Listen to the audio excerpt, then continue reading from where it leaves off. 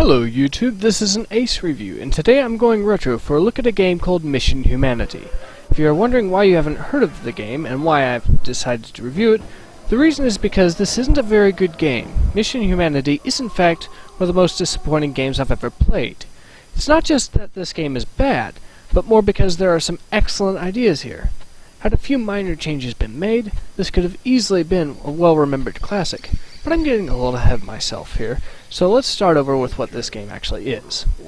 Mission Humanity is a real-time strategy game that came out in the late 90s, and set in a dark sci-fi universe.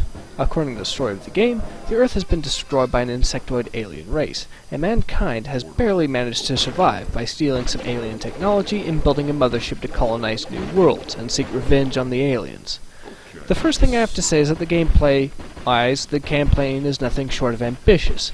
You have a variety of different resources to mine and keep an eye on, as well as population and electricity. Building an economy in this game, at the very least, does feel a little bit like building a colony, even if the management is not nearly as complex as, say, a city builder. But overall, it's reasonably well done. In addition, the maps are all supposed to be planets, which means spherical maps, which also means that you can attack an enemy east of you by marching your troops west and going around the planet, which is another good idea. Another thing is that as you conquer more and more planets, more units get unlocked, and occasionally the aliens will try to attack your rear planets. Again, some interesting ideas here. So far this game sounds like an awesome little title, right? Where did things go wrong then? Well, first of all, the game is simply too difficult. I've never made it past the 4th planet, which means I've never got to see some of the more interesting stuff the game has to offer. Some of you might now be wondering why I didn't just try the skirmish mode or multiplayer to, at the very least, some of the more unique units I play. Well, I would if the game had a skirmish mode or multiplayer, but it doesn't, and that's a major problem I have with this title. See, here's a lesson about making strategy games. A common thing for RTS players is to start off the skirmish mode just to see what sort of cool stuff they get to use. By not having that, you're making the player play 6 to 8 hours before they get to see the best units in the game. Now granted, this is something that a really good game can survive. The Civilization series has proven to be an excellent example of this. I should remind you though that Civilization had more going on than just combat, and that it was designed to be easier and more accessible. Another problem I should mention is that the tech is given to you too slowly anyways. You start the game with just one type of unit and only get one new unit type for each planet you take. This means that having a mix of different units to counter an enemy that makes theirs a special way is simply impossible, something that was otherwise key to strategy games. Adding to the frustration, the amount of resources on each planet is limited. When you're facing wave after wave of invading aliens, you'll end up seeing planets you fought so hard to take and hold be overrun because you ran out of iron or extract or whatever. It is tough to see what could have been a great game be this close but ultimately fail. The changes that they needed were just small, and if they had just lowered the difficulty, given you more stuff for each planet you took, added a skirmish mode and gave you limitless resources, this game could have been one of the best ever made.